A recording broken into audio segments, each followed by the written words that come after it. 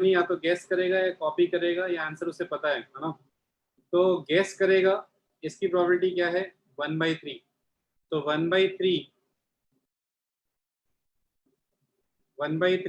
मैंने क्या बताया था कि बेस थ्योरम क्या कहता है कि छत के नीचे सारे जाते हैं, है ना। तो 1/3 इंटू गेस करेगा तो करेक्ट होने की प्रोबेबिलिटी क्या है, 1/4। फिर कह रहा है या तो कॉपी करेगा उसकी प्रोबेबिलिटी क्या है, 1/6। अब देखो, जो लोग कॉपी करते हैं उनके लिए एक इंपॉर्टेंट मैसेज है यहाँ पे, कॉपी अगर आप कर रहे हैं तो जरूरी नहीं है कि सही होगा आंसर। कॉपी करने पे भी गलत हो सकता है, बहुत से लोग आंख मूंद के कॉपी करते हैं, तो उनके लिए एक लेसन है। अब या तो वो गेस करेगा या कॉपी करेगा, उसे आंसर पता है। 1/3 + 1/6 कितना हो गया भाई, 1/2। तो बची हुई जो प्रोबेबिलिटी है वो किसकी है, कि उसे आंसर पता है ना। साफ साफ लिखा हुआ है, गेसेस और कॉपीज और नोज द आंसर। और अगर उसे आंसर पता है तो सही होने की प्रोबेबिलिटी क्या होगी, 1, है ना।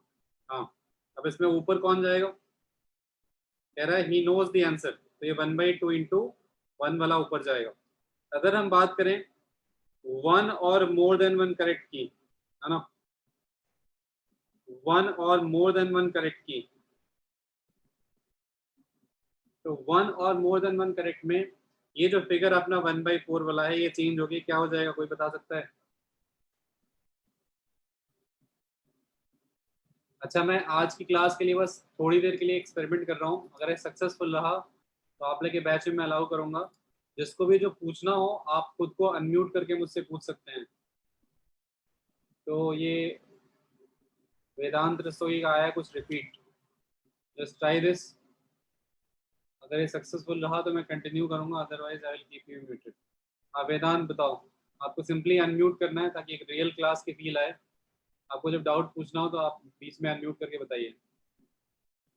आई have given the control to you Vedant, don't to delay. कैसे हाँ, लिख, क्या नीचे जो डिनोमिनेटर कैसे लिखा नहीं है ऐसे। डिनोमिनेटर कैसे लिखा है, अरे 1/3 जो प्रोबेबिलिटी है वो गिवन है ना, गेस करने की, कॉपी करने की 1/6 है, तो बची हुई प्रोबेबिलिटी जो है वो क्या हो जाएगी, उसे आंसर पता है उसकी।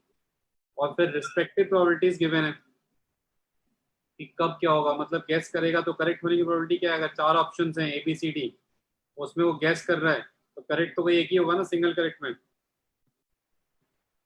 अब आते हैं 1 और मोर देन 1 करेक्ट। 1 और मोर देन 1 करेक्ट में प्रोबेबिलिटी चेंज होगी, क्या हो जाएगी भाई, ये 1/4 वाला जो फिगर है, ये जो फिगर है 1/4 वाला, जैसे मैं अभी हाईलाइट करने जा रहा हूँ, ठीक, I have highlighted this figure of 1/4। ये 1/4 वाला फिगर चेंज होगी, क्या हो जाएगा, मुझे बता सकता है। अभिषेक चौधरी ने बिल्कुल सही आंसर दिया है, 1/15। This answer will become 1/15। Devansh Pratap Singh का भी जो कहना है वो सही है एक तरीके से। टोटल ऑप्शन जो हमारे पास होंगे वो होंगे 2⁴ - 1। क्यों, क्योंकि हर एक ऑप्शन के पास 2 ऑप्शन है, या तो आप उसे बबल करोगे या नहीं करोगे। तो 2⁴ 16 -1, क्यों, क्योंकि आप सबको जो बबल नहीं कर रहे हो वो तो आप काउंट नहीं करोगे ना, क्योंकि आपको इसे आंसर करना ही करना है। तो 15 में से एक ही करेक्ट होगा। 15 जो ऑप्शन है आपके पास, 15 तरीकों से आप इस क्वेश्चन को आंसर कर सकते हो, उसमें से एक ही तरीका सही है ना भाई।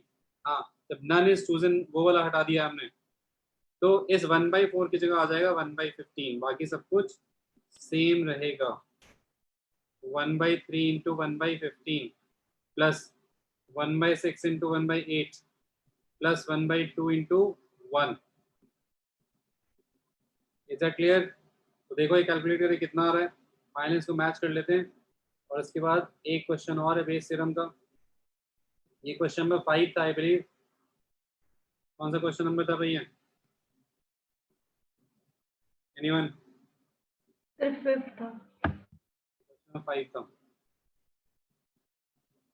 हाँ, जस्ट रादर देन टेक्सटिंग, है ना, बस आप लोगों को ध्यान रखना है कि बैकग्राउंड जो नॉइज आपकी तरफ से ना हो। आप सिंपली अनम्यूट करके बोलिए, फिर म्यूट कर लीजिए, तो एकदम लाइव क्लास वाली थोड़ी फीलिंग आएगी। क्योंकि अभी तो लॉकडाउन पता नहीं 17 मई हुआ है, फिर 17 मई से 17 जून 17 अगस्त कब तक चलता रहेगा पता नहीं। तो ऐसे में अभी तक तो हम सोच रहे थे कि चलो खुल जाएगा तो फिर स्कॉलर्स आना शुरू हो जाएंगे, फिर वैसे ही सब नॉर्मल हो जाएगा। हमारी आपस की जो कनेक्टिविटी है, नेटवर्क की कनेक्टिविटी तो चलो बेटर हो गई पहले से, लेकिन हम लोग की आपस की जो कनेक्टिविटी है वो भी रिज्यूम करना जरूरी है, क्योंकि थोड़ा ड्राई ड्राई सा लगता है इसमें, मतलब उतना मजा नहीं आता है ना। सामने आप बैठे होते हो तो बहुत सारी चीजें जो हैं बिना कहे हुए भी मैं सुन लेता हूँ। चलिए भाई, क्वेश्चन नंबर 6, इसमें आंसर क्या आ रहा है भाई? Has anyone calculated? किसी ने कैलकुलेट किया है? लिखने के बजाय आप जस्ट अनम्यूट करके बता दीजिएगा मुझे आंसर आ गया हो तो। वन और मोर देन वन करेक्ट के लिए तब तक मैं नेक्स्ट क्वेश्चन लिख रहा हूँ। ए करके एक पर्सन है,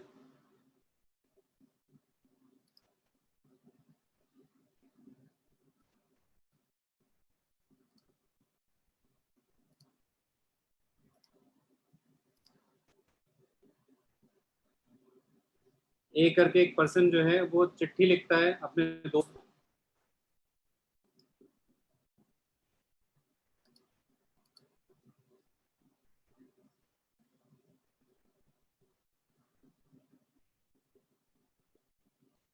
ध्रुव दीवान, आप जस्ट लिखने के बजाय यू कैन जस्ट आस्क। अभी जस्ट मैंने ऑप्शन दिया है आपको, क्या पूछ रहे हैं आप? सर वो आपने कल एक फॉरेस्ट वाला क्वेश्चन करा था, हंटर वाला। हंटर वाला, वाला। हाँ भालू वाला। सर उसमें अगर हम ए यूनियन बी निकालेंगे तो वो हमें क्या देगा? ए यूनियन बी हमें देगा कि या तो शिकार ए ने किया है या बी ने किया है। सर तो जो हमने ए और बी से निकाली वो उससे अलग आ रहा था शायद। वो अलग इसलिए आ रहा है कि तुमने पॉसिबिलिटी उसमें ले ली है, तुमने ए यूनियन बी की जब बात करते हैं तो उसमें बीच में हम्म। आता है, इसमें ए और बी दोनों होते हैं, लेकिन यहाँ पे कह दिया कि एक ही गोली लगी है उसको, तुमने जो अच्छा तो उसको 2 टाइम B, सब्ट्रैक्ट करना पड़ेगा।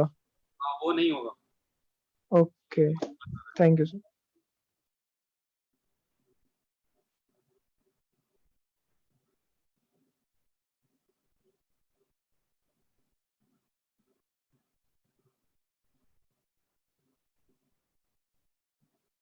A writes a letter to his friend and gives it to his son to post it in a letter box. ये पुराने जमाने की बात है, जब ईमेल नहीं हुआ करता था, व्हाट्सएप नहीं हुआ करता था, तो बड़ा इंतजार किया करते थे लोग। चिट्ठी आए किसी के यहाँ से, चिट्ठी जब डाकिया लेके आता था बड़े खुश हो जाते थे हम लोग, क्योंकि इस जमाने में फोन भी बहुत कम लोगों के पास हुआ करता था, और फोन के जो कॉल रेट्स हैं वो 1/4 हुआ करते थे रात में 11 बजे के बाद।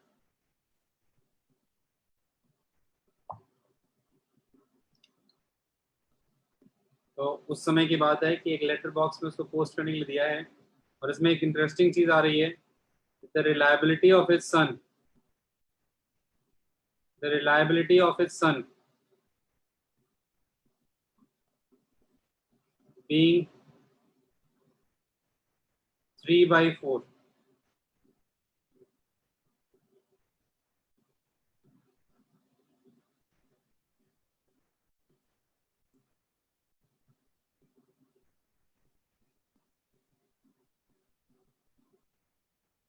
और उस समय गवर्नमेंट ऑफ इंडिया की फंक्शनिंग भी इतनी अच्छी नहीं थी, तो अगली लाइन में आप देखिए एक और ट्विस्ट है, the probability that a letter posted. ऐसा भी एक बार हुआ था कि एक आदमी को चिट्ठी तब मिली थी जब, तब डिलीवर हुई थी जब तक वो इस दुनिया से जा चुका था। वन और मोर देन वन का आंसर 95/466 आ रहा है कार्तिकेय शुक्ला का। आई थिंक आंसर गलत है, आप चेक करिए, आंसर आना चाहिए 360। किसी ने बताया नहीं कैलकुलेट करके, 360/391। Just check it. The probability that letter posted will get delivered, ये भी मैटर है भाई, विल गेट डिलीवर्ड। डिलीवरी बहुत कम हुआ करती थी उस समय में।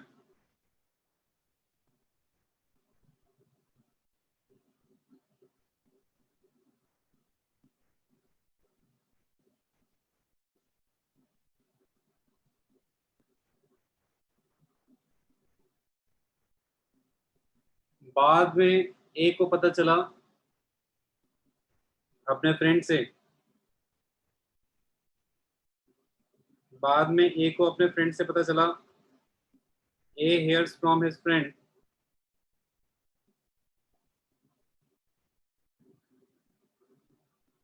that the letter has not reached him. Letter has not reached him.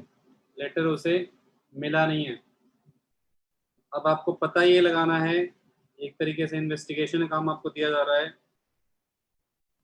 Find the probability that the son, बेटा जो है वही नालायक निकला है. इसकी प्रोबेबिलिटी क्या है? बेटे के नालायक निकलने की प्रोबेबिलिटी आपसे पूछी गई है. That the son didn't post the letter at all.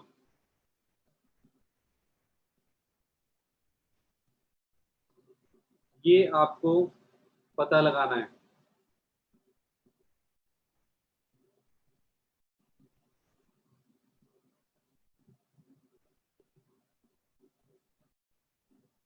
भाई आजकल तो सब सिस्टम अपडेट हो गया है, एसएमएस आ जाता है तो पता चल जाता है. उस समय गड़बड़ करने का इसको बहुत ज़्यादा था. सात्विक अग्रवाल ने निकाल लिया आंसर 360/391 डिस्प्ले क्वेश्चन का सेकेंड पार्ट का. तो इस क्वेश्चन को आप करिए क्विकली, आंसर बताइए मुझे, फिर हम चलेंगे एक ऐसे टॉपिक पे जो जनरली पढ़ाया नहीं जाता है और इसके क्वेश्चंस भी अभी तक नहीं आए हैं. और आपको ये पता ही है कि बच्चों की तैयारी और जेईई के एग्जाम में चूहे बिल्ली का खेल चल रहा है. आपकी तैयारी ज़्यादा होती है तो पेपर ज़्यादा टफ आ जाता है. तो जो चीज़ें नहीं आई हैं उनके आने की प्रोबेबिलिटी टेंडिंग टू 1 है.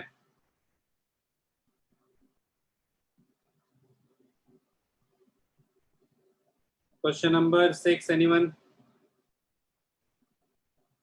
8/11 गलत आंसर है. तेजस आर्या का आंसर आया है. Question number 6, 1/25 is also wrong. 3/4 दो लोग आंसर आया बीच में. 3/4 करेक्ट आंसर है. Correct answer is 3/4. देखो भाई, डिनोमिनेटर में छत के नीचे सब आ जाएंगे. तो सब का मतलब क्या है? यहाँ दो केसेस हैं. उस लड़के ने जो है लेटर पोस्ट किया है ना, वो वफादार निकला, तो वो 3/4 है उसके वफादारी की प्रोबेबिलिटी. अगर उसने लेटर डाल दिया है, समझना, क्योंकि बाद में उसे लेटर नहीं मिला है, letter has not reached him, probability deliver होने की 8/9 है, तो नहीं डिलीवर होने की 1/9 होगी प्रोबेबिलिटी. और अगर उसने लेटर पोस्ट किया ही नहीं है तो लेटर तो बीच में पैदा नहीं होगा ना भाई. जब लेटर उसने डाला ही नहीं लेटर बॉक्स में, तो लेटर बीच में से कहाँ जाएगा? खुद से मैन्युफैक्चर तो होगा नहीं. इसका मतलब उसके डिलीवर नहीं होने की प्रोबेबिलिटी क्या होगी? 1. अब इसमें से ऊपर कौन सा जाएगा? उनसे पूछा क्या है? The son didn't post the letter at all, that is 1/4 into 1. Check करो यहाँ से क्या आ रहा है. जस्ट सी इधर से क्या आ रहा है निकल के. एनीवन? इधर से 1/4 आ रहा है. 3/4 आ रहा है. 3/4 आ रहा है, हम निकाला है. कैलकुलेशन ही भूल गए क्या तुम लोग यार लॉकडाउन में? पता नहीं यार, लॉकडाउन ऐसे ही चलता रहा तो तुम लोग का क्या हाल होगा. वैसे भी पूरी दुनिया जो है, ये देश बड़ा इंटरेस्टिंग है. पूरी दुनिया जो है वैक्सीन की खोज में लगी है कोरोना वायरस के लिए, और एंटीडोट की खोज में लगी है. और इंडिया वाले जो है इस खोज में लगे हैं कि जो सैनिटाइजर आता है उससे अल्कोहल कैसे एक्सट्रैक्ट किया जाए. इन लोग की हालत बहुत खराब हो रही है. गूगल में टॉप ट्रेंडिंग सर्च में चल रहा है इंडिया में, how to extract alcohol from sanitiser. दिमाग वैसे अच्छा लगा है क्योंकि मिनिमम 60% अल्कोहल बोला है WHO ने. टीवी में देख रहे होंगे लोग, उन्होंने सोचा है 60% तो अल्कोहल ही है, निकाल सकते हैं, है ना. आते हैं एक्सटेंडेड बेस पे. तो एक्सटेंडेड बेस में हालांकि जिन बच्चे ऑर्गेनिक केमिस्ट्री पढ़ चुके हैं वो ये भी कह रहे थे कि ऑर्गेनिक में शायद ये पढ़ाया गया है कि आयोडेक्स में ज़्यादा नशा होता है. तो कुछ केमिकल कंपोजिशन वगैरह पे है, उसके स्ट्रक्चर वगैरह पे कुछ बताया था सबने. तो आप लोग ट्राई मत कीजिएगा वैसे, क्योंकि आप लोग के लिए तो मैथ्स का नशा ही काफ़ी है. तो भाई हैंड रेस करने की जरूरत नहीं है, मैंने आपके पास दे दिया ऑप्शन. तो आप लोग पे फेथ करके मैंने ऑप्शन दे दिया है. कोई बच्चा हैंड रेस कर रहा है, नॉट रिक्वायर्ड. आप जस्ट खुद को अनम्यूट करिए, बोलिए, फिर बंद कर लीजिए, ताकि मैं क्लास की स्पीड बढ़ा पाऊँ. है ना।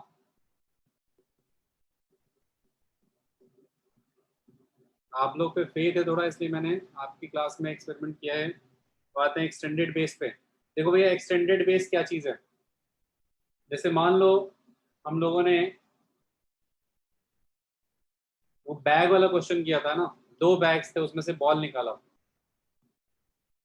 तो अब उसमें ये पूछा सकता है कि जिस भाई वाइट बॉल आ गया तो क्या प्रोबेबिलिटी है कि ये बैग 1 से आया होगा। अब इसमें ये पूछा जा सकता है कि रैंडमली बॉल निकाला, बॉल वाइट आ गया, अब क्या प्रोबेबिलिटी है कि उसी बैग से दोबारा बॉल निकाला जाए तो वो भी वाइट आएगा। मतलब बेस थ्योरम ही है, उसको थोड़ा सा एक्सटेंड कर दिया। फॉर एग्जांपल एक क्वेश्चन करते हैं। मैथमेटिक्स में, वैसे ही मैंने आपको बताया, फीलिंग ज़्यादा आती है क्वेश्चन करने से। तो एक क्वेश्चन करते हैं, question number 1।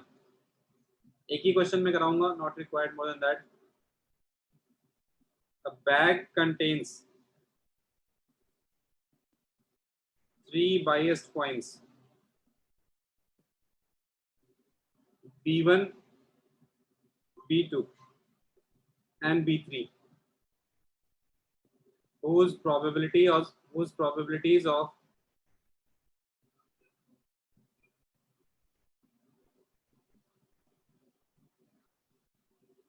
falling headwise are 1/3, 2/3 and 3/4 respectively. A coin is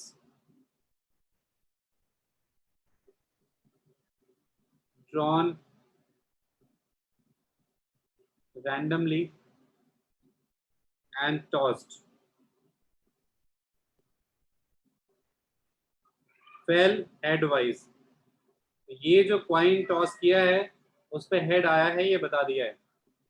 find the probability that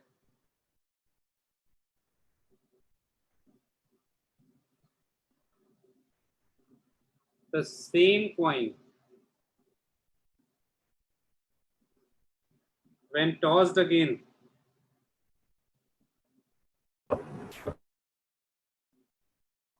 will fall headwise.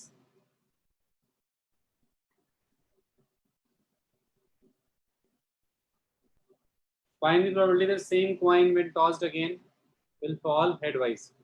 उसी कॉइन को अगर फिर से दोबारा उछाला जाए तो हेड आएगा, इसकी प्रोबेबिलिटी क्या है ये आपको फाइंड करना है।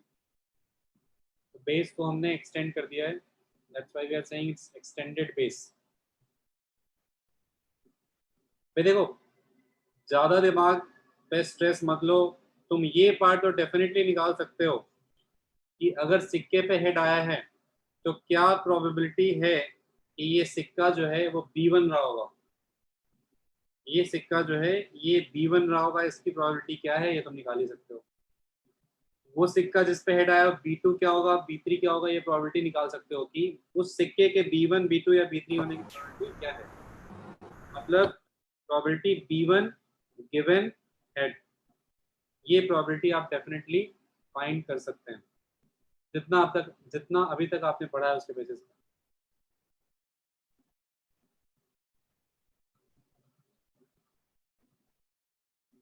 तो 5th वाले में डाउट था। हाँ बोलो, 5th वाले क्वेश्चन में कौन सा 5th, क्या डाउट है। सो उसमें 1/2 जो प्रोबेबिलिटी थी किसकी वन किसकी की थी वो तो। किसकी प्रोबेबिलिटी 1/2 बोल रहे हो 5th में। सो मेकिंग अ गेस की गिवन थी ना 1/2। नहीं, मेकिंग अ गेस की गिवन नहीं थी, आप गलत बोल रहे हो, क्वेश्चन पढ़ो ठीक से।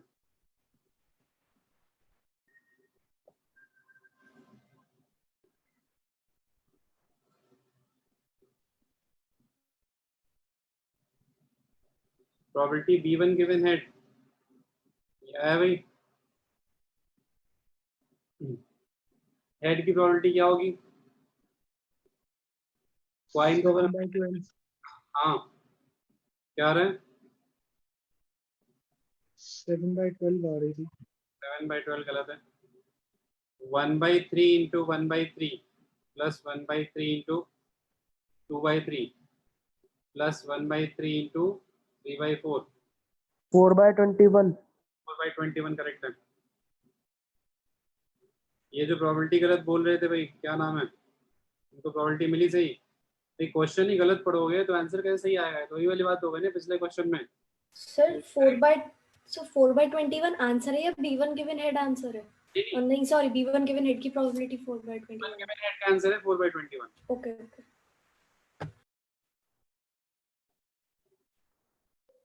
और इसमें ऊपर कौन सा जाएगा? इसमें ऊपर जाएगा 1/3 इंटू 1/3 का। यहाँ से लोगों ने कंफर्म किया है मुझे कि 4/21 आ रहा है। चेक करो भाई।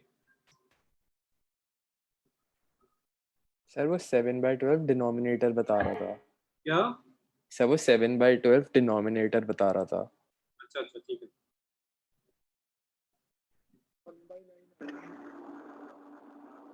चेक करो भाई 4/21 आ गया या नहीं आ गया? ओके।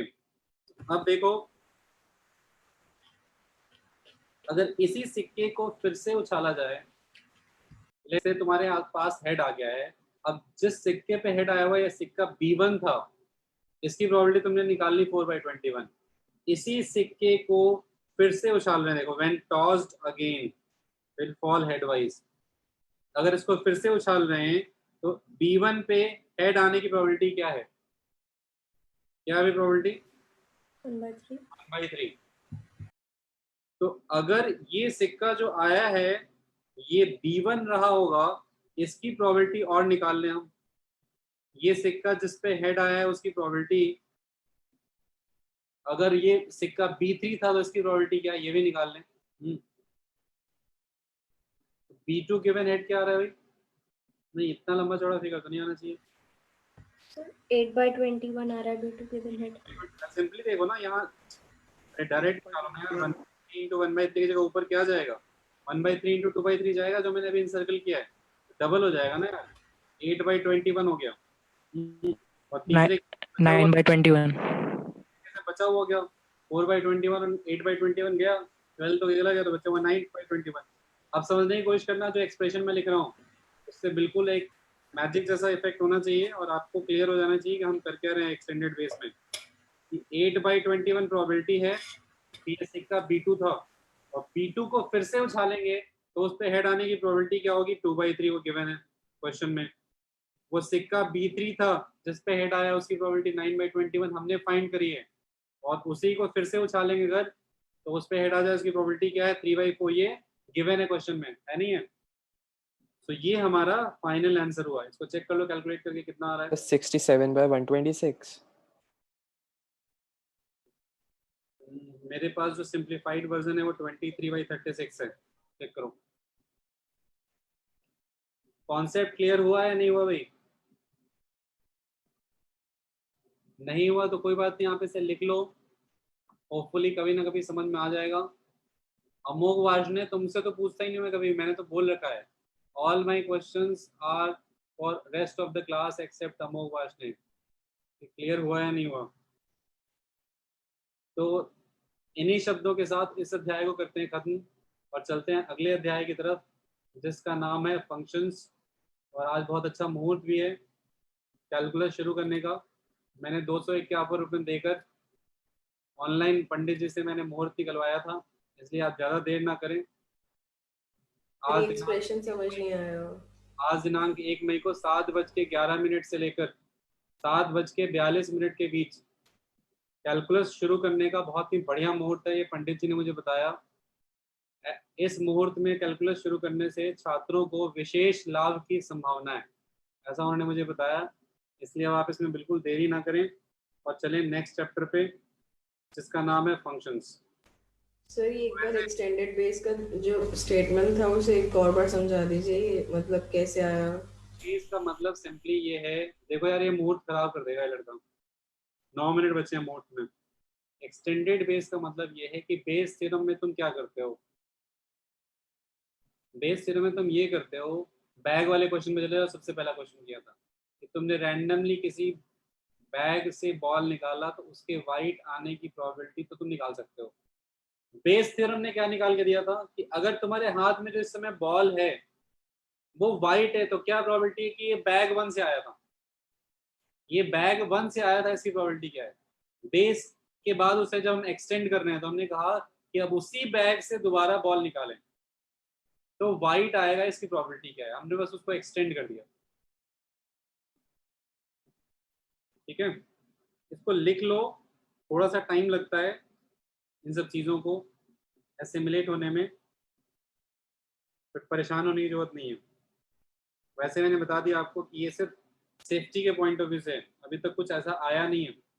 सर वो probability of B3 given head 9/21 नहीं आ रहा था। नहीं 9/21 करेगा जब 4/20। सर वो 9/28 आ रहा है। सर 3/7 आ रहा है। 9/21 3/7 और 9/21 एक ही तो हुआ। अरे मेरे भाई 3 का फैक्टर गायब कर दिया तो कुछ और हो गया क्या? तुम लोग भी लगता है घर पे बैठे बैठे जो है ना एक्सरसाइज वगैरह कर रहे हो कि नहीं तुम लोग यार?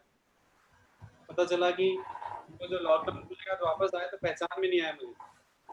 12-12 किलो वजन बढ़ा के आ जाओगे। थोड़ा सा एक्सरसाइज वगैरह भी करो घर पे भाई, दिमाग परफेक्ट काम करता है। चलो भाई नेक्स्ट चैप्टर पे चल रहे हैं, फंक्शंस। वैसे भी इस समय सारे फंक्शंस वगैरह सब बंद हैं, कहीं भी जा नहीं पा रहे हैं, तो क्लास में ही फंक्शंस करते हैं। ठीक है, इससे थोड़ा अच्छा फील होगा, है ना, और ये काफ़ी इंजॉइंग भी है।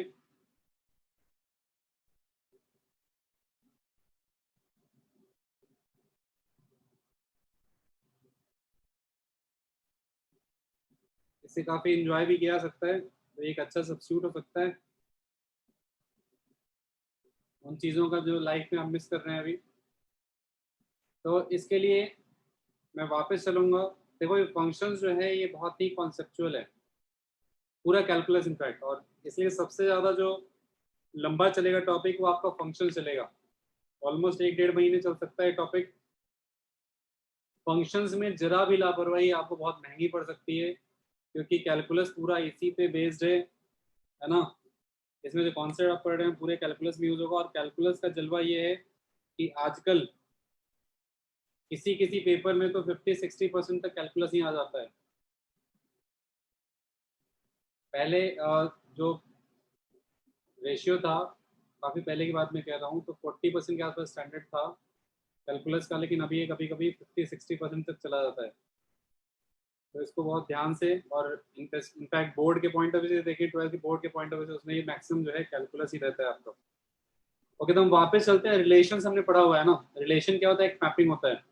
रिलेशन के ऊपर हम 2 फिल्टर लगा देते हैं, तो वहां से क्या आता है, फंक्शन। 2 फिल्टर क्या है, सेट ए से सेट बी में, सेट ए से सेट बी में एक वैसा मैपिंग जिसमें सेट ए में कोई भी एलिमेंट खाली नहीं होना चाहिए, और सेट बी में कोई एलिमेंट खाली हो सकता है, लेकिन सेट ए के किसी भी एलिमेंट का एक से ज्यादा इमेज नहीं होगा, मतलब ये चीज रूल्ड आउट होगी, this is not a function, है ना। तो इसी चीज को मैं क्या करता हूँ, मैं 4 डायग्राम से आपको शो करता हूँ। जैसे पहला मैंने ये बताया कि ये ड्रॉ किया मैंने, है ना, ये किया, this is a relation but not a function. तो डेफिनेशन लिखाने के बजाय मैंने आपसे कहा भी है कि मैथमेटिक्स से फील लेने के लिए जरूरी है कि हम डे 1 से समझ के चले, पहले क्वेश्चन आया फिर फॉर्मूला आया। तो डेफिनेशन मैं आपसे पूछूंगा, कॉन्सेप्ट पहले मैं समझा दे रहा हूँ आपको। अब मैं ये कर रहा हूँ यहाँ पे कि ए और बी दोनों का मैंने एक ही इमेज रख लिया 1, सी का इमेज रख लिया मैंने 2, है ना। ये क्या है भाई, ये फंक्शन है या नहीं है, ये एक फंक्शन है, फंक्शन है तो रिलेशन भी होगा। Figure number 3, set A to set B.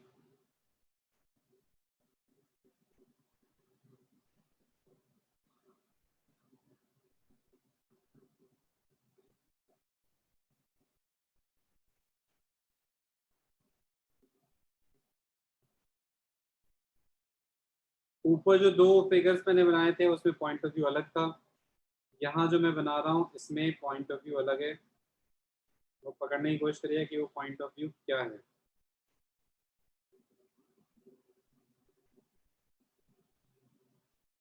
इसमें एक एक्स्ट्रा एलिमेंट है 4 जो किसी का भी इमेज नहीं है ना। तो ये जो फिगर नंबर 3 है, लेट्स से मैं इसको नाम दे रहा हूँ figure 1, figure 2, figure 3 and figure 4। Just tell me कि इनमें से कौन सा जो है फिगर 3 और 4 में फंक्शन है, कौन सा नहीं है। जस्ट लिखने की जरूरत नहीं, just unmute and tell me. Let this process be fast, I have to speed up. Sir 3 नहीं है, 4 है। 3 is not a function. Sir 4 है। फंक्शन, ये रिलेशन है लेकिन फंक्शन नहीं है, बिल्कुल सही जवाब है, relation but not a function.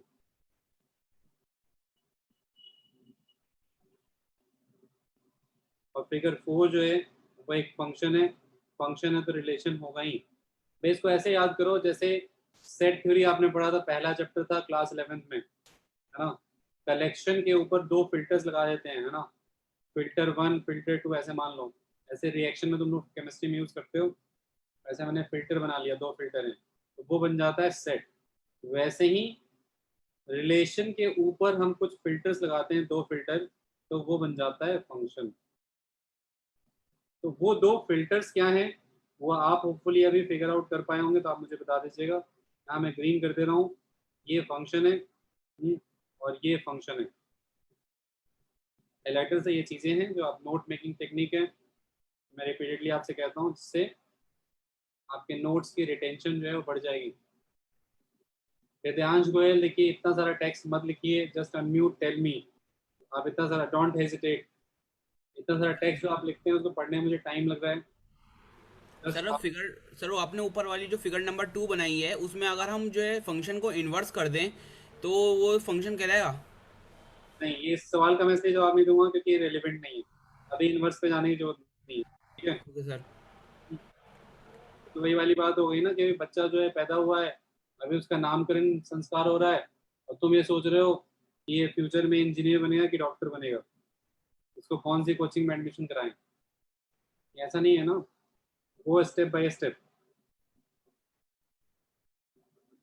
तो अब डेफिनेशन की बारी है। डेफिनेशन मैं आप लोगों से पूछूंगा, कोई एक आदमी आप मुझे बताइए डेफिनेशन क्या होगी, हम कैसे रिलेशन को फंक्शन बोल सकते हैं,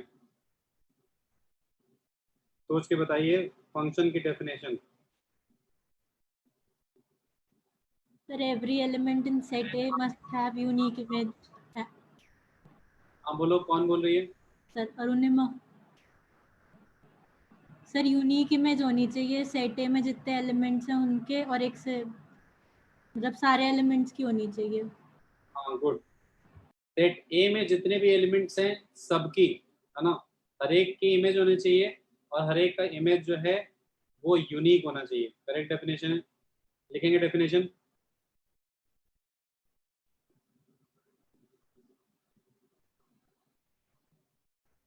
Let A and B be 2 sets and let there exist a rule or mapping or correspondence.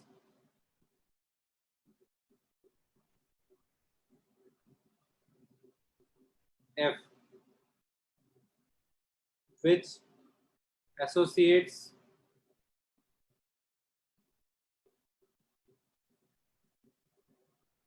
to each element of A,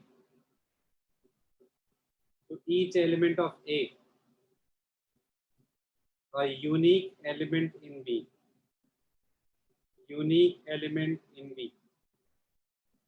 आप समझने की कोशिश करिएगा, बातों को समझना यहाँ पे इजी है, लेकिन जो डेफिनेशन लिखते हैं वो कई बार बहुत कॉम्प्लिकेटेड होते हैं। जो टर्मिनोलॉजी यूज होती है कैलकुलस के अंदर बहुत कॉम्प्लिकेटेड होती है। तो अगर आप चीज़ों को समझते हुए चल रहे हैं कॉन्सेप्चुअली, तो आपको कैलकुलस बिल्कुल इजी लगेगा, बहुत स्कोरिंग लगेगा। और जहाँ पे आप रटने पे आएंगे चीज़ों को, है ना, मगअप करने में, वहाँ दिक्कत आने लगेगी। तो यहाँ पे फोकस दो चीज़ों पे है, जैसे मैं हाईलाइट कर दे रहा हूँ, देखो, ईच एलिमेंट यूनिक एलिमेंट। तो ए का हर एक एलिमेंट एसोसिएट होना चाहिए और बी के यूनिक एलिमेंट से एसोसिएट होना चाहिए, यही बात है ना।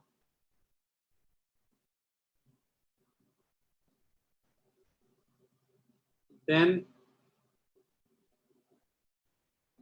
f is called a function from A to B. It is denoted by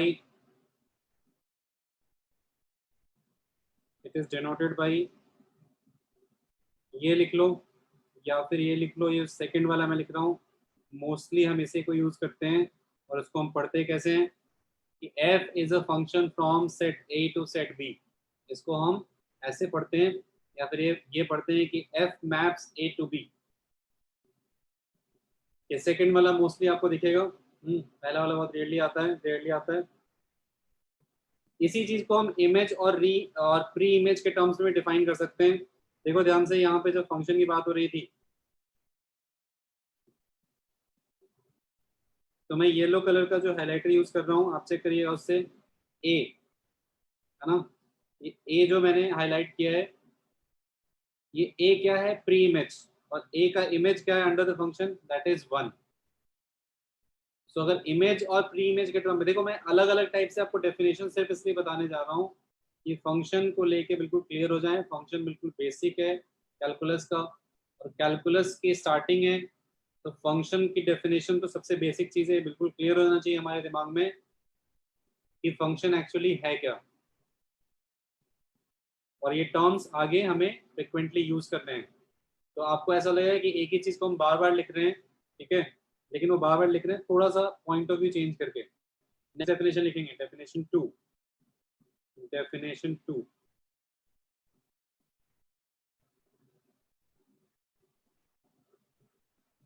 if an element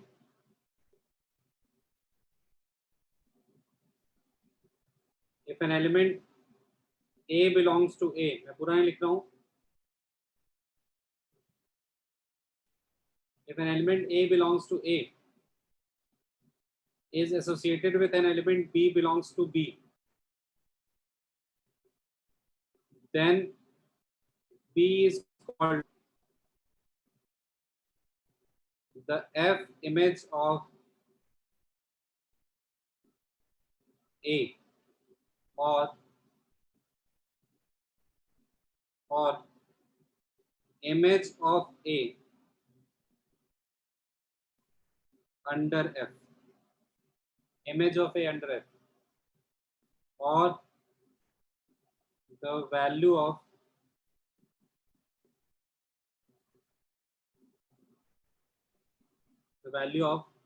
F at A। इसी में लिख लेना। और फिर ये जो दो टर्म आए, इमेज और प्री इमेज, इसके टर्म्स में हम रीडिफाइन करेंगे फंक्शन को, है ना। तो प्री इमेज की डेफिनेशन में लिख लो आप लगे यहाँ, also A is called the pre-image of B. A is called the pre-image of B, or argument of B under the function F,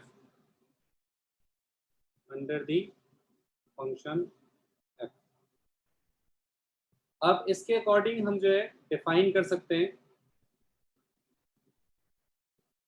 function को। कैसे कर सकते हैं, कोई बता सकता है भाई? इमेज और प्री इमेज के टर्म में how we can define function. देखो ध्यान से, काफी सारे लोगों ने पहली बार जब डेफिनेशन मैंने पूछा था, उन्होंने यूनिक इमेज वाला टर्म यूज किया था। उस समय तक इमेज को डिफाइन नहीं किया था हमने, है ना। अब आप डेफिनेशन 2 लिख सकते हैं। कोई स्टूडेंट जो है अनम्यूट करके मुझे क्विकली बताइए इमेज के टर्म में हम कैसे डिफाइन कर सकते हैं। ये तो सारी हमने टर्मिनोलॉजी डिफाइन करी। शिवांशी कहना है each element of A should have a unique image in B, correct. अब लिख लेंगे f is a function from, correct बोला इन्होंने, f is a function from a to b if each element of a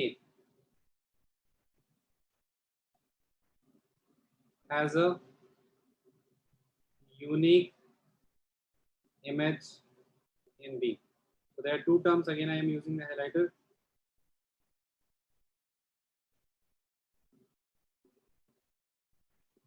Unique and each.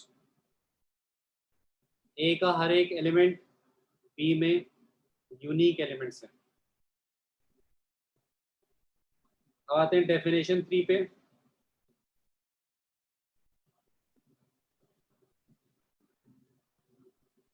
Definition 3,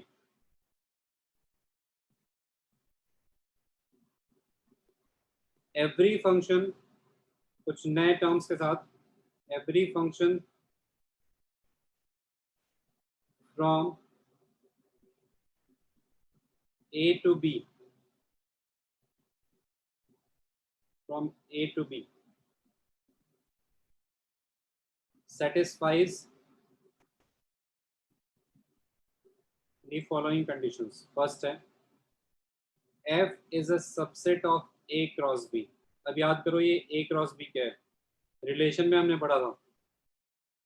relation set A से set B में क्या होता है, एक रिलेशन जो सेट A से सेट B में है वो क्या होता है, A क्रॉस B का सबसेट होता है। तो ये पहला जो पॉइंट हमने लिखा है इसमें बेसिकली हमने ये डिफाइन किया है कि F क्या है, एक रिलेशन। सेकेंड पॉइंट जो हम लिखने जा रहे हैं वो है for all A belonging to A,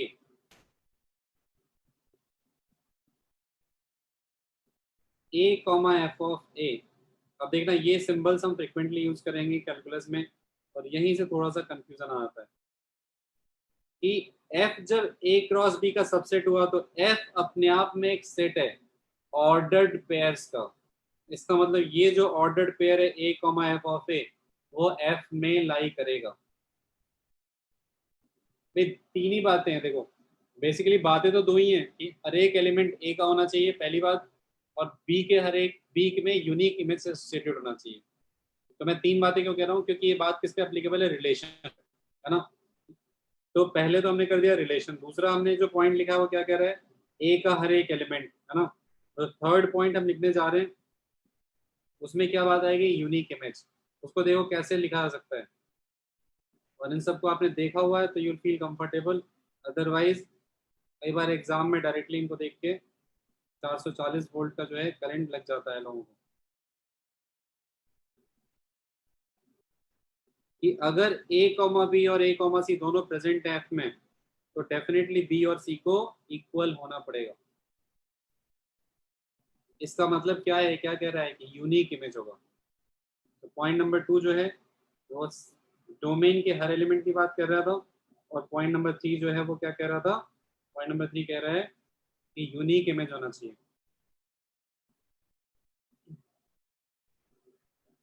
और इसके बाद स्टार मार्क करके एक चीज लिख लेंगे जो आपने ऑब्जर्व किया ही already, every function is a relation but not the converse, but not the converse. इसके बाद चलते हैं हम लोग नेक्स्ट टॉपिक पे। करेक्ट F जो है वो ऑर्डर्ड पेयर्स का सेट है, हमेशा होगा।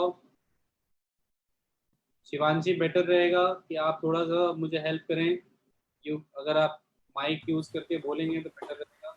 सर वो मुझे कंफ्यूजन हो रहा था, मैं बस कंफर्म कर रही थी। आपको इतना जो है हेजिटेट करने की जरूरत नहीं, आपकी आवाज अच्छी है, आप बोल सकती हैं माइक पे। Okay sir. Domain, domain, codomain and range.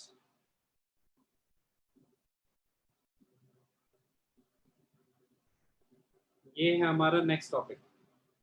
इससे बात बहुत सिंपल सी ये है पहले दोनों टर्म के लिए, कि जैसे ही आप f from a to b लिखते हो, ये हो गया आपका डोमेन और ये हो गया आपका कोडोमेन। तो इसका मतलब बात रह गई सिर्फ रेंज की। तो रेंज सिंपली क्या है, सेट ऑफ इमेजेस। जैसे यहाँ पे आ जाए ऊपर, ये जो फिगर 4 है ये एक फंक्शन है, तो इसमें जो कोडोमेन है उसमें तो 4 एलिमेंट्स हैं, 1 2 3 4 4 एलिमेंट्स हैं। लेकिन रेंज अगर इमेजेस की बात करें तो 3 ही है, 1 2 और 3। तो यहाँ से आप इमीडिएटली एक चीज फिगर आउट कर लोगे कि रेंज और कोडोमेन में क्या रिश्ता है भाई। ये रिश्ता क्या कहलाता है? Range is the subset of हाँ। codomain. Subset of codomain, Codomain. है ना। तो रेंज की अगर बात करेंगे तो रेंज के लिए हम कह सकते हैं range is the set of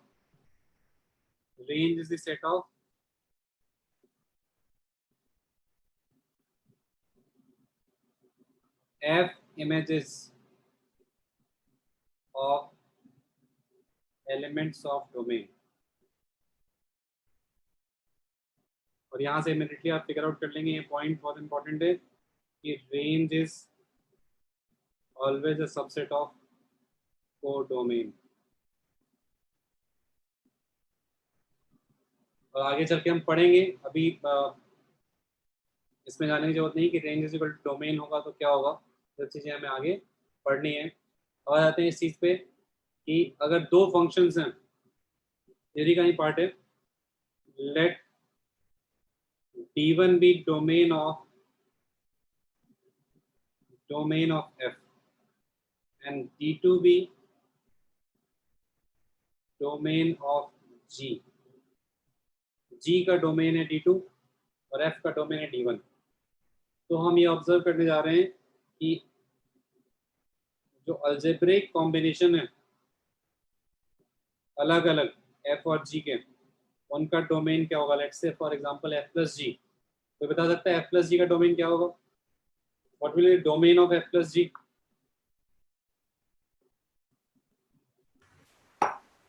इसके लिए बहुत इंपॉर्टेंट है, समझ में आना चाहिए आपको कि डोमेन मतलब क्या होता है। डोमेन का मतलब होता है जहाँ पे वो डिफाइंड है ना।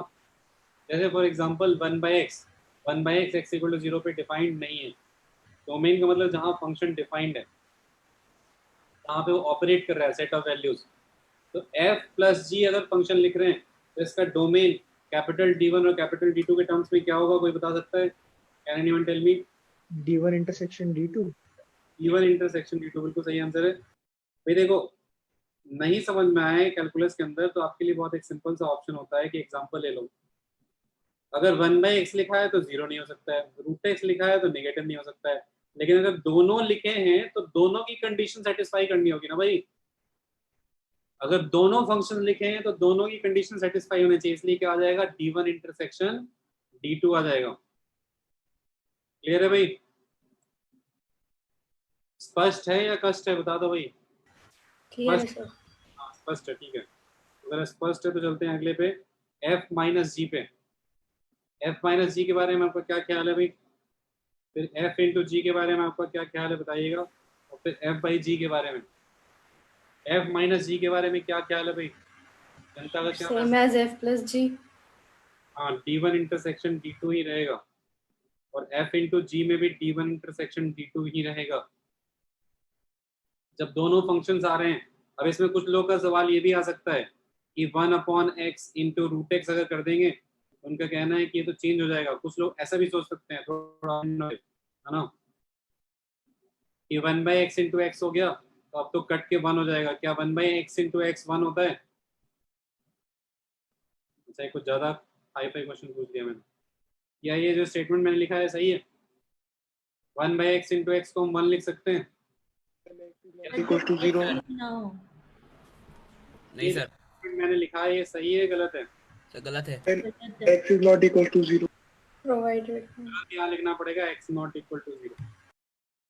तो ऐसा नहीं सोचेंगे कि जो है डोमेन की कंडीशन में ऐसा हो गया कि हम मल्टीप्लाई कर रहे हैं, तो नहीं, कंडीशंस जो हैं दोनों की इंप्लीमेंट होंगी ही होंगी।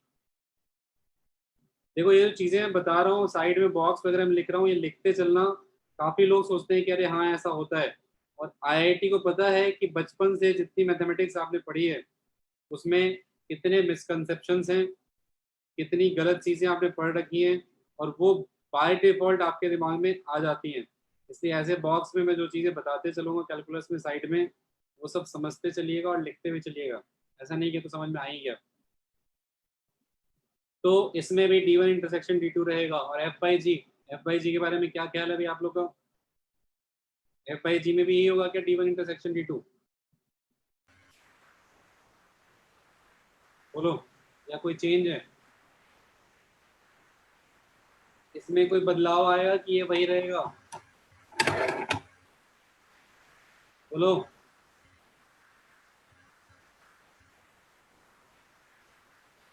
क्या हुआ, सब खामोश क्यों हो गए भाई?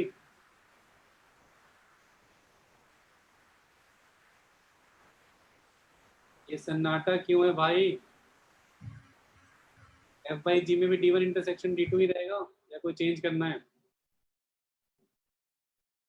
सिर्फ T1 नहीं होगा, सिर्फ T1 नहीं होगा। सिर्फ D1 क्यों? अरे भाई जब तुम दो फंक्शंस लिख रहे हो, कंडीशन तो दोनों की अप्लाई करोगे ही करोगे ना। 1/x/√x लिखोगे तब भी कंडीशन 1x का आएगा और √x का भी आएगा। लेकिन एक चीज जो मिस कर रहे हैं वो क्या है? डिनोमिनेटर। डिनोमिनेटर देखते ही दिमाग में क्या आता है? नॉट इक्वल टू 0 होना चाहिए। इसमें से करेंगे ना x की वो वैल्यूज बता देंगे जहाँ पे g 0 है। D2 में से हमें बताने पड़ेंगे जहाँ पे डिनोमिनेटर 0 है। और आते हैं नेक्स्ट टॉपिक पे, that is important types of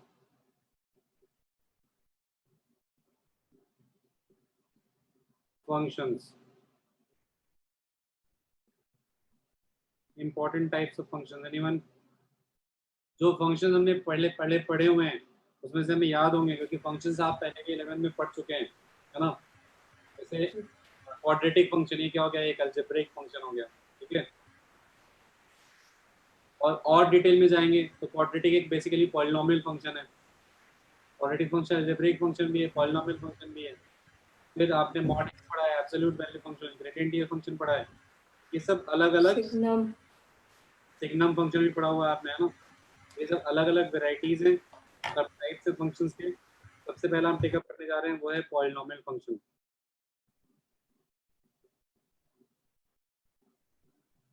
polynomial function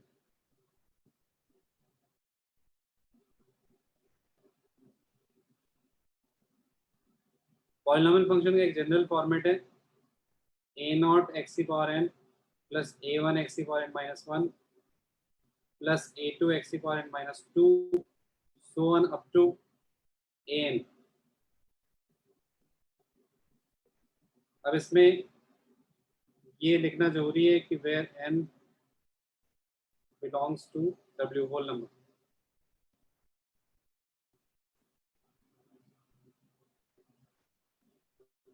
and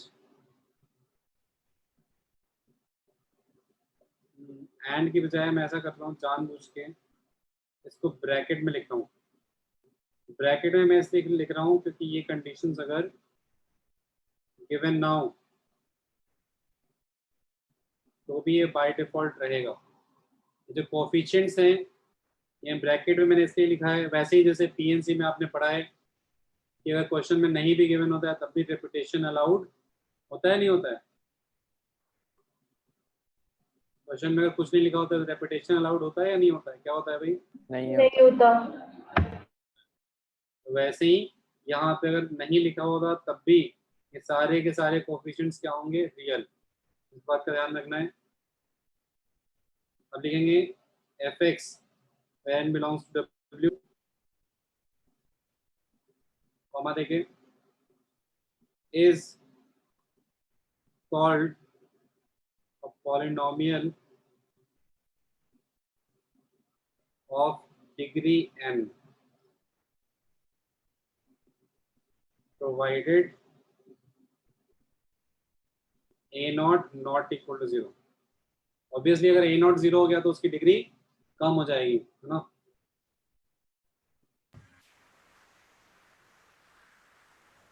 उसकी डिग्री हो जाएगी कम।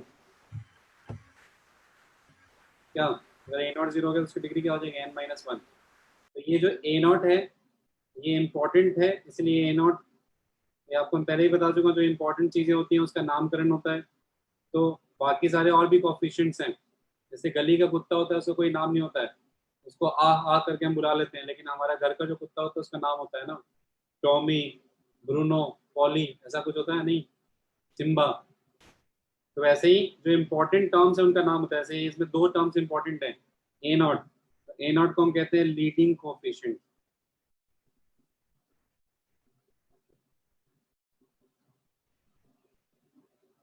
ए एन भी एक इम्पोर्टेंट टर्म है, इसलिए हम इसका नाम रख दे रहे हैं एब्सोल्यूट टर्म। एब्सोल्यूट टर्म क्यों कह रहे हैं हम? क्योंकि x पे डिपेंडेंट नहीं है। अगर x को हम 0 कर देंगे तब भी, x को अगर हम 0 कर देंगे तब भी क्या होगा, ए एन तो बचेगा ना। Yes, sir. इसमें इंपॉर्टेंट नोट्स में लिखेंगे point number 1, point number 1, a polynomial function is always continuous। अब देखो बात आप लोग को अजीब सी लगेगी कि अभी तो कैलकुलस शुरू किया है, अभी तो कैलकुलस शुरू किया है, अभी तो लिमिट पढ़ा नहीं है, कंटिन्यूटी पढ़ा नहीं है, और ये बात आ गई कि polynomial function is always continuous. आप बोले कि ये बात कहाँ से आ गई? तो बहुत सारी ऐसी चीज़ें आगे की, मोनोटोनिसिटी, इंक्रीजिंग डिक्रीजिंग, जो मैं आपको पहले ही थोड़ा आइडिया दे चुका हूँ। तो कैलकुलस में चीज़ें इंटरलिंक्ड है, तो जहाँ भी जो टर्म आएगा मैं बताते चलूँगा, और ये नहीं सोच के उसको इग्नोर करना है कि ये तो अभी आगे पढ़ेंगे। कंटिन्यूअस बात बहुत सिंपल सी है, बात बहुत सिंपल सी है। कंटिन्यूटी का मतलब ये है कि आपने पॉलिनोमियल फंक्शन एक देखा हुआ है, वो है पैराबोला। पैराबोला के ग्राफ में कहीं कोई ब्रेक नहीं होता है ना। जब ब्रेक नहीं है तो क्या है, कंटिन्यूअस। जैसे आप लोग की पढ़ाई में कोई ब्रेक नहीं आया लॉकडाउन की वजह से, तो क्या है, पढ़ाई आपकी कंटिन्यूअस चल रही है। बहुत सिंपल सी बात है, कोई भी पॉलिनोमियल फंक्शन जो है वो ऑलवेज कंटिन्यूअस रहेगा। आते हैं इस चीज पे कि polynomial of degree 1,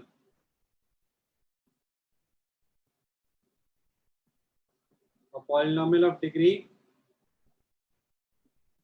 1 with no constant term, with no constant term is called an odd linear function।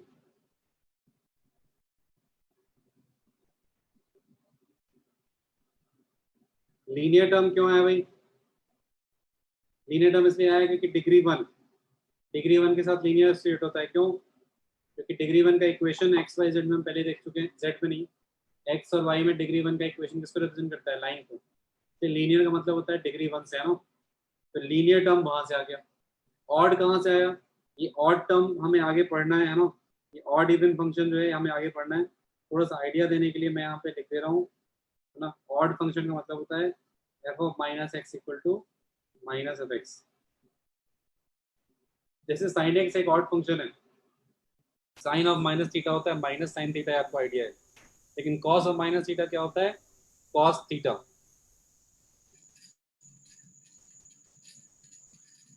ये बीच में कुछ लोग जो हैं पीजे वगैरह भी मार रहे हैं, odd even are related to IITians लिखा हुआ है हृदयांश गोयल ने। तो ये सब अलाउड नहीं है भाई, मैं चैट जो है उसको बंद कर रहा हूँ आपको सर। हाँ सर, इसमें n को सर होल नंबर होना जरूरी है क्या? n को होल नंबर होना जरूरी है, x की पावर n है, x पावर n माइनस 1। क्या चाह रहे हो बता दो ना भाई, तुम क्या चाह रहे हो, इनको क्या बनाया बोलो। ऑन डिमांड सर मैं पूछ रहा हूँ सर, ये n की वैल्यू कुछ भी नहीं हो सकती? क्या क्या करना चाह रहे हो, n को?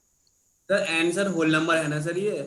हाँ हाँ होल नंबर है, तुम क्या बनाना चाह रहे हो तो बताओ। सर मैं तो सर कोई भी रेशनल नंबर नहीं हो सकता ये? रैशनल नंबर बना लेते। चलिए भाई देवियम सज्जनों, देखिए एक डिमांड आई है, इस डिमांड पे हम क्या कर रहे हैं, एक फंक्शन लिखने जा रहे हैं। ये जो सज्जन है उनका कहना है कि इसको कुछ रख लेते हैं ऐसे 1/3 प्लस एक्स की पावर 1/3 माइनस 1, है ना। तो ये हो जाएगा -2/3 क्या आपको लग रहा है भाई, क्या कहना है आप लोगों का, क्या ये पॉलिनोमियल फंक्शन है? अरे भाई तुम लोग कर रहे हो कि पॉलिनोमियल फंक्शन जो है वो जिंदगी में आज पहली बार देख रहे हो। अरे पहले देख चुके हो ना भाई, पॉलिनोमियल फंक्शन जो है वो आपको मिल चुका है, उसी में आपने क्वाड्रेटिक पढ़ा है, क्यूबिक पढ़ा है, ऑलरेडी आपको आइडिया है ना। ऐसा फंक्शन जो है पॉलिनोमियल नहीं होता। देखिए इररिलेवेंट डाउट मत पूछिए, फिर मैं म्यूट कर दूंगा सबको। तो ये क्लास का टाइम आप खराब करेंगे, आपको पता है सिलेबस का प्रेशर है ऑलरेडी, लॉकडाउन ने काफी काम खराब कर दिया है। Only सर आज- हाँ यहाँ पे ऑड लीनियर फंक्शन का क्या सिग्निफिकेंस है? ऑड इवन फंक्शन का कुछ भी सिग्निफिकेंस नहीं है भैया, ये टर्म आ गया है ऑड लीनियर फंक्शन, तो इसमें तुम्हारे दिमाग में जैसे ही तुमने ऑड सुना तुमको खुद कुछ ऑड लगा होगा। ऑड देखते ही कुछ ऑड लगा था कि नहीं लगा था, कि ऑड कहाँ से आ गया, तो उसी को मैं बताने चला गया कि ऑड फंक्शन क्या होता है, ऑड टर्म, इसका नाम ऑड लीनियर कैसे पड़ा है ना। Okay sir. नहीं अरे भाई कभी नाम सुनते हैं तो हमको लगता है ना कि भाई नरेंद्र भाई दामोदर दास मोदी कैसे नाम पड़ गया, तो पता चलता है कि दामोदर दास इनके पापा का नाम है। इससे हमारे टाइम में एक प्राइम मिनिस्टर हुआ करते थे, उनका नाम बड़ा खतरनाक था, है ना, हाई डेफिनेशन नाम था, HD देवेगौड़ा। तो हम लोग जब बचपन में छोटे थे तो क्विज में अक्सर लोग क्वेश्चन पूछ लेते थे हमसे टॉर्चर करने के लिए, बोला SD देवेगौड़ा का पूरा नाम बताओ। अब नाम था उनका हरदन हल्ली डोड्डा गौड़ा देवेगौड़ा। छोटे थे हम लोग उस समय, बताओ 7th-8th क्लास में हमारा टॉर्चर हुआ करता था। तो उसमें बाद में बता हल्ली गाँव का नाम है, ठीक है, डोड्डा गौड़ा पापा का नाम है, ठीक है, और ऐसे करके पता नहीं कितना लंबा चौड़ा नाम था। तो नाम जो है उसके पीछे लॉजिक क्या था, वो लॉजिक में बताने चला था कि लीनियर का मतलब होता है डिग्री 1। ऑड जो है वो इसको कहते हैं जिस फंक्शन में x की जगह -x रखने पे माइनस साइन बाहर निकल जाता है, उसे ऑड कहते हैं, है ना। चुपचाप हाँ करके आगे बढ़ जाओ, नहीं तो मैं 2-4 बातें और ऐसे सुना दूंगा SD देवगढ़ा वाले जैसी चीज। इस टेक्निक का यूज कृष्ण भगवान ने भी किया था अर्जुन के साथ। अर्जुन जब ड्रामे कर रहा था कि भैया मैं लड़ाई नहीं करूंगा, उधर ताऊ जी हैं, उधर मामा जी, उधर मौसा जी, उधर फूफा जी हैं, मैं कैसे बाण उठाऊं, तो उनको समझ में आ गया था ऐसे लाइन पे नहीं आएगा। उन्होंने कई दिन तक जो है संस्कृत के श्लोक सुनाए थे खड़े करके युद्ध भूमि में। जब बहुत सारे श्लोक सुना दिए तो कृष्ण भगवान के आगे हाथ जोड़ दिया अर्जुन ने कि भैया लड़ाई कर लूंगा, एक श्लोक और मत सुनाना। वही वाला हाल तुम लोग मत करो, फालतू के क्वेश्चन पूछोगे तो 2-4-5 ऐसे ही सुना दूंगा मैं। अच्छा देखो, ऑड लीनियर फंक्शन में ऑड टर्म का सिंपली मतलब है कि वो -x -f(x), जैसे साइन ऑफ -x क्या होता है, -sin x होता है, और कॉस ऑफ -x क्या होता है, cos x। तो कॉस कैसा फंक्शन हो गया भाई, इवन। ये चीज हमें चैप्टर के में पढ़नी बहुत डिटेल में, इसलिए नहीं जा रहा हूँ आगे, तुम लोग बात को बहुत लंबा खींचने लगते हो, फिर आगे डिस्कशन भी करना है अभी। तो इसमें थर्ड पॉइंट पे आ जाओ और इसमें एग्जांपल लिख लो सेकंड पॉइंट में, फॉर एग्जांपल f(x) = ax, है ना, ऐसा फंक्शन होगा, यहाँ पे लिखेंगे a ≠ 0, लीनियर है, डिग्री 1 है इसलिए ऑड है। अब इस बात को समझो ना कि एक जो पूछने वाली चीज है तो तुम लोग पूछते नहीं हो। अब ax + b होता तो ये भी तो लीनियर फंक्शन है लेकिन ऑड नहीं है, क्यों, क्योंकि x की जगह -1, x की जगह -x रखने पे -ax + b आ जाता, जबकि इस पूरे नेगेटिव क्या होगा, इस पूरे का नेगेटिव होगा -ax - b। ऑड का मतलब क्या होता है, पूरे का नेगेटिव आ जाए, वैसा इस केस में तो नहीं होगा ना, ax -ax - b नहीं होगा। क्लियर, समझ में आया? आगे आ जाओ पॉइंट नंबर 3 पे। There are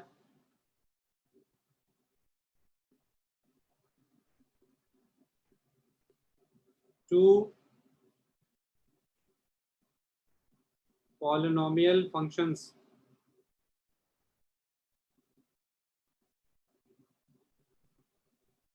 satisfying the relation f(x)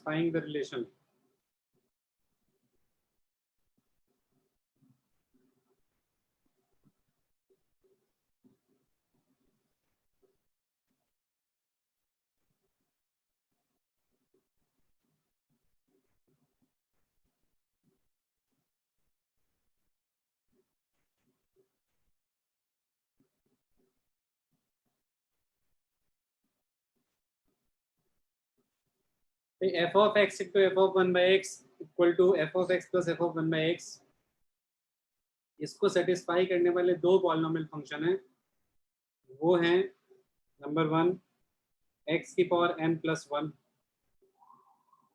और दूसरा है 1 माइनस एक्स की पावर n। और इस चीज का एप्लीकेशन आप एक पहले चुके पैराबोला चैप्टर में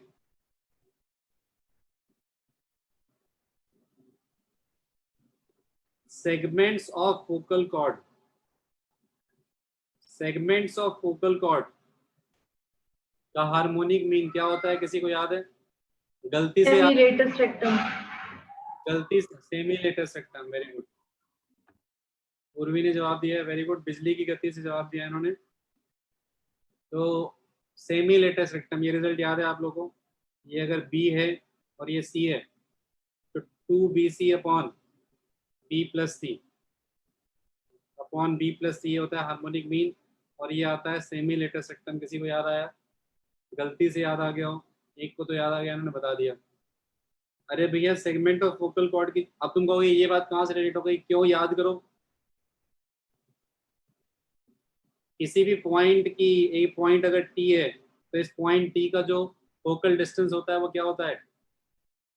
बोलो, x प्लस ए, याद आया? तो ये B है, उसकी वैल्यू क्या होती है?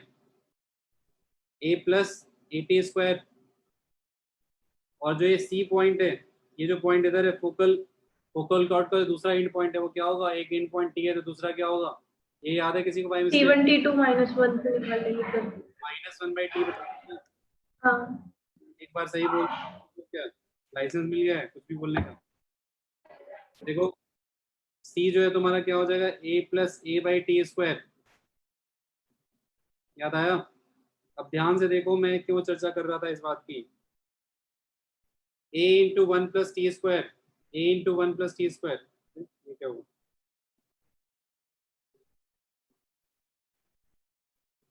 हाँ, a into 1 plus T square, ये फंक्शन क्या है? ये फंक्शन है a into 1 plus T square. भाई आगे जो मैथमेटिक्स हमें पढ़नी है वो ऐसे ही पढ़नी होगी, जो है रिलेट करके, ये नहीं कि ये चीज आइसोलेशन में पढ़ रहे हैं। क्लास 11th के बहुत सारे कॉन्सेप्ट जो हैं आपके एकदम से स्ट्राइक करेंगे जब कैलकुलस पढ़ रहे होंगे आप। बहुत सारे तो फिजिक्स के क्वेश्चंस आपको स्ट्राइक करेंगे जब उस समय आपको बिल्कुल पल्ले नहीं पड़े थे। ये अक्सर होता है बच्चों के साथ कि फिजिक्स ज़्यादा इंटरेस्टिंग लगने लगती है, इसलिए वो बच्चे जो मैकेनिक्स को लेके पूरे क्लास 11 में परेशान रहते हैं, वो जब कैलकुलस पढ़ लेते हैं क्लास 12 में स्पेशली, उसके बाद कैलकुलस का वेक्टर और पढ़ लेते हैं तो बिल्कुल चीज़ें आसान हो जाती हैं उनके लिए, इवन फिजिकल केमिस्ट्री भी। इसलिए मैं हमेशा कहता हूँ patience is the name of game called IIT। देखो a into 1 plus T square, ध्यान से देखो तो ये 1 प्लस टी स्क्वायर, ये जो ऑप्शन पहले मैंने लिखा है उसी फॉर्म का फंक्शन है। इसीलिए ये जो दूसरा फंक्शन है तुम्हारा वो क्या है? ये अगर f ऑफ t है तो ये f ऑफ 1/t है। तो 2bc upon b plus c करने से क्या हो रहा है, जस्ट मैं तुम्हें रिलेट करके बताना चाह रहा हूँ कि b क्या हुआ? a into 1 plus T square, c क्या हुआ भाई? a into 1 plus 1/t square, नीचे a into 1 plus T square plus a into 1 plus 1/t square. अब तुम a को तो हटा दो क्योंकि a कॉमन निकल के कट गया। अब तुम सिर्फ इस चीज पे फोकस करो जिसको मैं अंडरलाइन कर रहा हूँ, या फिर बेटर मैं हाइलाइटर यूज कर रहा हूँ, इस चीज पे फोकस करो। ये ऊपर में क्या है? ft into F of 1/t है, नीचे में क्या है? ft plus f of 1/t है। सेम एक्सप्रेशन है या नहीं है? ये बता दो मुझे। 1 plus T square into 1 plus 1/t square क्या आएगा? ये आएगा कि नहीं आएगा? ये एग्जैक्टली यही है कि नहीं है? तो डिनोमिनेटर वाला एक्सप्रेशन है, वही है या नहीं है? बताओ भाई। Clear everyone? यस नो करके बता दो भाई। ऊपर में जो मैंने लिखा था यहाँ न्यूमरेटर में वो क्या है? f of t into F of 1/t हुआ, बोलो। और नीचे क्या है? ft plus f of 1/t। ये बेसिकली ये जो फंक्शन है तुम्हारा x की power n plus 1 into 1/x⁴n+1, इसको जब तुम ओपन अप करोगे तो 1 आएगा, x⁴n आएगा, फिर 1/x⁴n आएगा, है ना, प्लस 1 आएगा। ये क्या हो गया, ये fx, और ये क्या हो गया, f(1/x). फिर आ गया कि नहीं fx प्लस f(1/x)? बोलो, समझ में आया कि नहीं आया? अरे हो तुम लोग यहीं पे, ये सब लॉगिन करके चले गए हो? Yes, sir. आ गया सर। तो आ गया तो बोलते रहो ना, हाँ ना। एक तो मेरा बेटा है, वो ऐसे ही समझ रहा है कि पापा पागल हो गए हैं। यहाँ पता चला कंप्यूटर को बैठ के पढ़ाते रहते हैं। उनको, उस बच्चे बेचारे को ये लगता है कि पापा को आदत हो गई बच्चों को पढ़ाते हुए, तो बिना पढ़ाई नहीं रहा नहीं आता, तो कंप्यूटर लेके बैठ जाते हैं। अब तुम लोग और चुप रहते हो, बोलते रहो ना कि हाँ समझ में आ गया। क्लियर है भाई? आगे चलें। ये दो ही ऐसे फंक्शन हैं जो इस प्रॉपर्टी को सेटिस्फाई करेंगे। Only 2 functions which satisfy this property. पहला है x⁴n+1, दूसरा है 1/x⁴n। तो आज के लिए बस इतना ही। यहाँ से हम लोग कंटिन्यू करेंगे नेक्स्ट क्लास में।